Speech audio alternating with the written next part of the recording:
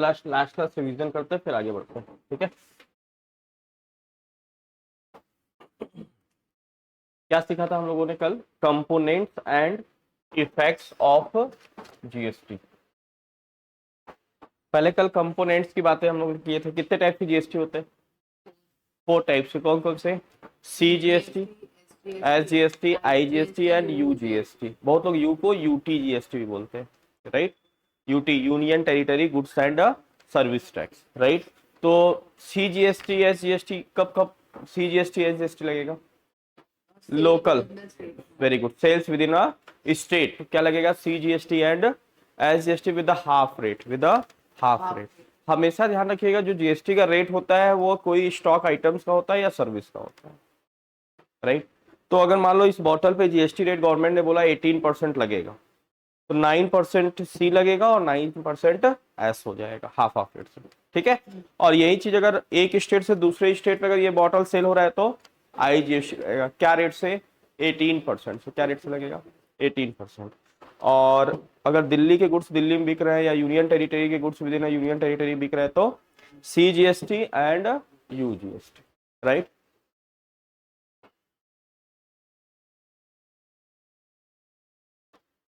फिर कल हम लोगों ने सीखा था how has the GST helped in the price reduction, right. उसके बाद किया था कल बिस्किट का एक एग्जांपल लेके। तो सबसे बड़ा एक रीजन था कि कास्केडिंग इफेक्ट। क्या है कास्केडिंग इफेक्ट?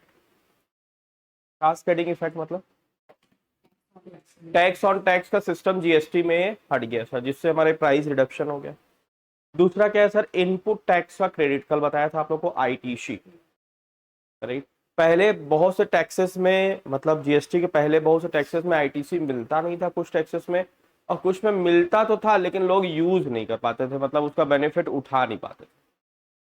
क्योंकि अगर कोई सर्विस प्रोवाइडर है और कोई ट्रेडर है तो ट्रेडर सर्विस टैक्स का क्रेडिट नहीं ले पाता था। कोई मैन्युफैक्चरर है वो क्या चार्ज कर रहा है? Excise duty. Dealer excise duty का क्रेडिट उठा नहीं पा रहा। आ रही बात समझ में? लेकिन जीएसटी में ये प्रॉब्लम क्या हो गया? खत्म हो गया सर। तो जीएसटी आने से सर हमारा गुड्स क्या हो रखा है? सस्ते हो रखे हैं, राइट। क्योंकि पहले 22-23% हर प्रोडक्ट पे लगता था। Excise duty, local duty, CST, VAT सब लगा के सर 22-23% पहले टैक्सेस लगते थे।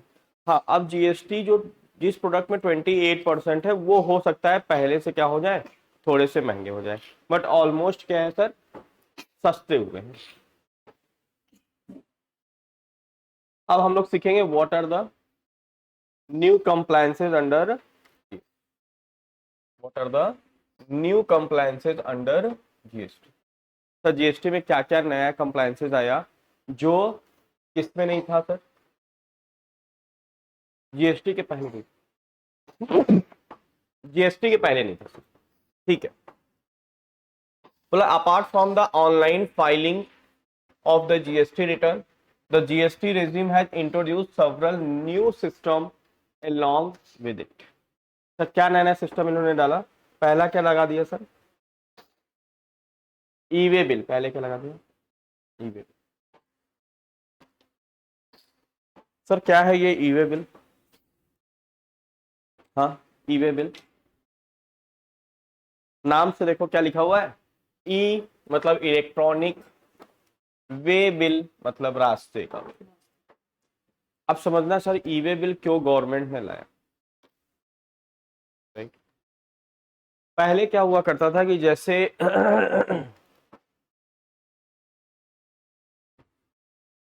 मैंने देखा कि एक लोग के पास जो था बिल्स रखे हुए थे। क्या रखे हुए थे? बिल्स रखे हुए थे, सेल्स इनवॉइस।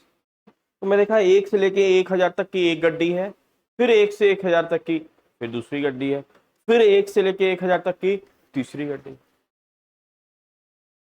मैंने बोला, और मैं इनडायरेक्ट टैक्स में क्या पढ़ा था कि सेल्स का इनवॉइस नंबर क्या होना चाहिए? सीक्वेंस में होना चाहिए। तो मैंने उनको बोला कि भाई साहब ये जो है आपका जो बिल्स का है ये गलत छप गया है। बोले क्यों? बोले मैं ये सीक्वेंस में जैसे 1,000 हुआ तो नेक्स्ट आपका क्या आना चाहिए? 1,001 आना चाहिए, से लेके 2,000, फिर 2,001 से लेके 3,000 होना चाहिए। रिपीट हो गया, ये आपका काम का चीज नहीं। तो वो हंसने लगे, जैसे कोई बच्चा कुछ कहता है तो बड़ा देख के हंसने नहीं लगता, राइट? उस तरीके से वो क्या करने लगे, हंसने लगे। मुझे समझ में नहीं आया गेम क्या हो गया भाई, मेरी बात पे क्यों सब हंसने लगे। तो जब मैं उनसे पूछा कि भाई आप क्यों हंस रहे हो, क्या बात है, कोई अगर आप और नया नियम जानते हो तो बताओ। मैंने रूल्स भी दिखाया इनडायरेक्ट टैक्स का। तो उन्होंने बोला जो तुम 10 साल से पढ़ाई कर रहे हो ना, उससे ज्यादा हम लोग बिना पढ़े जानते हैं। वाह, वेरी गुड, अच्छा डायलॉग है। क्या होता है ना, एक कहावत है, अधजल गगरी नहीं कच्चा। सब पढ़े लिखे और इलिटरेट में ही अंतर होता है। तो इलिटरेट अगर थोड़ा बहुत जान जाते हैं ना तो उसको शो ऑफ मारते हैं, राइट? तो मैं बोला ठीक है बताइए क्या भाई, क्या नई चीज है। तो उन्होंने उसका रीजन बताया। बोलता है जैसे यहाँ से कोई भी गुड्स हम लोग का जाता है,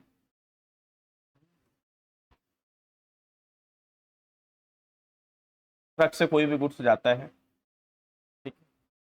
और यहाँ कौन पकड़ लेता है, जैसे यहाँ से हमने बिल नंबर 1 यहाँ एक गुड्स सेल किया मिस्टर एक्स को,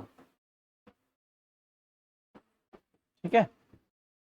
और यहाँ से गुड्स जाता है ये, और मान लो रास्ते में ये ऑफिसर साहब है। सर कौन सा ऑफिसर? सर जो चेक करते हैं कभी कभी गाड़ी को रोक के गुड्स। बोले मान लो इसने चेक नहीं किया और ये बिल नंबर 1 हमारा यहाँ पे आ गया, तो ये हम अपने कस्टमर को भी बोलते हैं कि भाई तू भी बिल फाड़ दे और मैं भी बिल फाड़ देता हूँ, और टैक्स का पैसा क्या हो जाएगा, बच जाएगा। समझ पा रहे हो? मान लो इन्होंने 1 लाख रुपए का गुड्स बेचा मिस्टर एक्स को, और 18% के रेट से मान लो टैक्स लगा दिया, तो ये क्या बोलेगा, और गुड्स रास्ते में पकड़ाया नहीं, तो हम मान लेते थे कि ये ट्रांजेक्शन हुआ ही नहीं। तो इससे क्या बेनिफिट होता था सर, ये 18,000 रुपए बच जाता था कि नहीं बच जाता था सर? फिर जब दूसरे बिल किए तो फिर वो बिल नंबर 2 नहीं करेंगे, कौन सा बिल करेंगे, क्योंकि बिल नंबर 1 हुआ ही नहीं। समझ पा रहा हो? इस तरीके से टैक्स की चोरी करते थे। तो बोले इसलिए हम लोग 10 बिल बना के रखते हैं। पहला गया नहीं पकड़ाया तो हम लोग इसको चढ़ाते नहीं है, इसको फाइनल बिल ही नहीं मानते हैं और कैश में पैसा मंगा लेते हैं। फिर दूसरा किया नहीं पकड़ाया, फिर तीसरा गया पकड़ा गया सर, तब उसको हम मान लेते हैं कि ये क्या हुआ है, ट्रांजेक्शन हुआ है। तो इस प्रॉब्लम को रिमूव करने के लिए गवर्नमेंट ने क्या डाल दिया, ई वे बिल ला दिया। बोला अब फाड़ के दिखाओ, आप रास्ते में नहीं पकड़ाता तो अब उसको कैंसिल करके दिखाओ। ई वे बिल मतलब आपको जब भी आप सप्लाई करेंगे तो आपको ई वे बिल जनरेट करना पड़ता है, उसमें व्हीकल का डिटेल्स वगैरह डालना पड़ता है। तो अगर आप ई वे बिल जनरेट कर दिए हैं तो इसका मतलब गवर्नमेंट की निगाहों में आपने ये सेल कर दिया है, उसको आप कैंसिल नहीं कर सकते। हालांकि कैंसिल का भी उसमें ऑप्शन दिया है, कर सकते हो, लेकिन आप कैंसिल कर दिया और आपकी कोई गाड़ी, उसमें व्हीकल का नंबर भी डालना पड़ता है, और वो व्हीकल रास्ते में पकड़ा गई तो आप क्या हो जाओगे, फंस जाओगे। आ रही बात समझ में?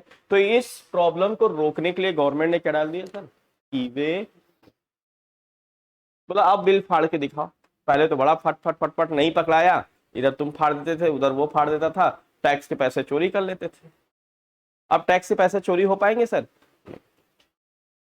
क्योंकि अगर आप बहुत फ्रिक्वेंटली ई वे बिल कैंसिल करने लगे तो आपके ऊपर इंस्पेक्शन हो जाएगा, भाई ऐसा क्या हो रहा है जो ई वे बिल बन रहा है और तुरंत कैंसिल हो रहा है, बन रहा है कैंसिल हो रहा है, बन रहा है कैंसिल हो रहा है, तो आप फंस जाएंगे, राइट? तो ई वे बिल से ये प्रैक्टिसेस अडॉप्ट हुआ। ई वे बिल मतलब सर इलेक्ट्रॉनिक वे बिल। अगर आप कोई गुड्स मूव कर रहे हैं एक जगह से दूसरी जगह तो आपको पहले ई वे बिल जनरेट करना पड़ता है, और ई वे बिल आपको साथ में देना होता है।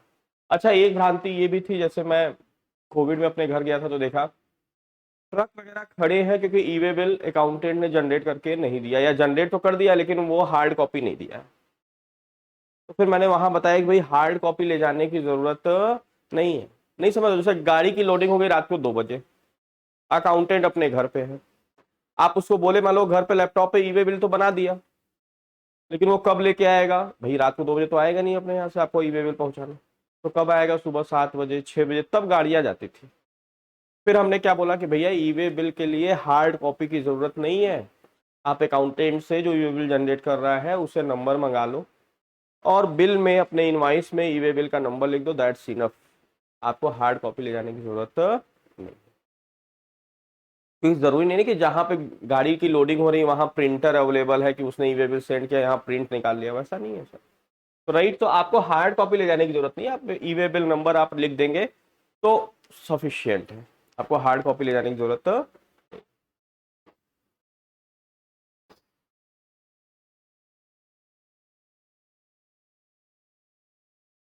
अच्छा, ये ई वे बिल कौन जनरेट कर सकता है sir? E way bill manufacturer, trader, transporter can, manufacture मतलब सर सेलर, या मैन्युफैक्चरर भी कर, कोई भी कर सकता है सर। जैसे सर कोई भी गुड्स के मूवमेंट में तीन पार्टी इन्वॉल्व होता है, एक सेलर इन्वॉल्व रहता है, एक बायर और एक ट्रांसपोर्टर।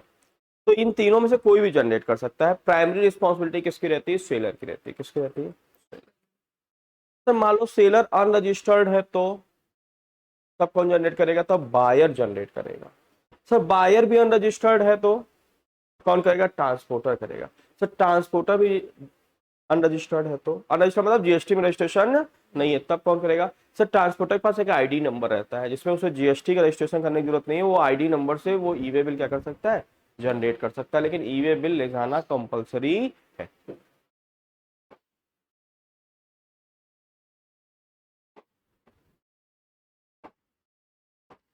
फिर एक सिस्टम गवर्नमेंट ने और डाला, ई इनवाइसिंग। सर ई इनवाइसिंग मतलब इलेक्ट्रॉनिक इनवाइसिंग, मतलब गवर्नमेंट के पोर्टल पे आपको इनवाइस जनरेट करना पड़ेगा। सर ये क्यों गवर्नमेंट ने डाला? बहुत बार क्या होता था, सेल हम लोग कर रहे हैं, ई वे बिल बना रहे हैं, लेकिन जब हम लोग जीएसटी का रिटर्न या इनकम टैक्स वॉटेवर जब भी कर रहे हैं तो अपने सेल को, कुछ सेल को हटा देते हैं। सेल्स के साथ हम लोग क्या करने लगते? गेम करने लगते हैं। तो गवर्नमेंट ने क्या बोला कि नहीं, अब आपको देखो, बोला है the E invoicing system was, E invoicing मतलब समझ रहे हो ना, कि आप टैली के साथ बिल तो बनाओ ही, लेकिन गवर्नमेंट के पोर्टल पे भी जाके इनवाइस जनरेट करो। तो गवर्नमेंट के रिकॉर्ड में होना चाहिए कि आपने इतने वैल्यू का ये गुड्स फला व्यक्ति को सेल किया है।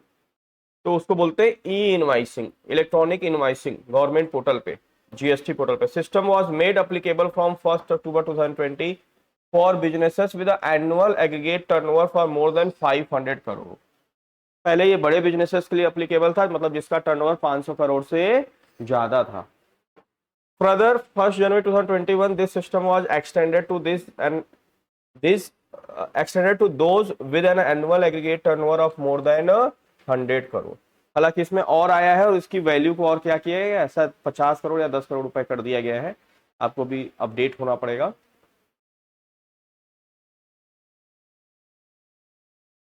राइट। मतलब अब धीरे धीरे गवर्नमेंट क्या करी है, 10-100 करोड़ को लेके 10 करोड़ ले आई है, धीरे धीरे आने वाले टाइम में सबको अप्लीकेबल कर देगी। मतलब आपको ई इनवाइस जनरेट करना पड़ेगा। ई इनवाइस मतलब गवर्नमेंट पोर्टल पे एक रिकॉर्ड आपको जनरेट करना पड़ेगा।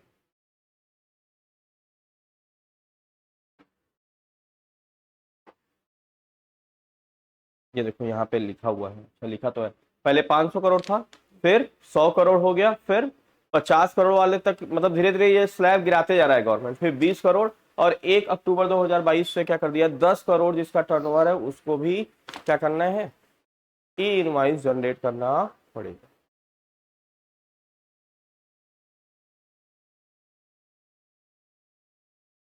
Right. So this is all the this is the benefits and components of GST, component and effect of GST। और इससे सबसे इंपॉर्टेंट जो कल की क्लासेस में सीखा था हम लोगों ने, क्या था सर? वो जीएसटी में देखो दो ही चीज सबसे इंपॉर्टेंट है समझने की, एक तो ये आपका पूरे जीएसटी में 100%, और आईटीसी को क्या इसके आगे क्या लिख दो, 100% इनपुट टैक्स। और दूसरा जो सबसे इंपॉर्टेंट चीज है वो क्या है सर? सिंप्लिसिटी। ये दो इंपॉर्टेंट चीज है जीएसटी लाने में, एक तो 100%,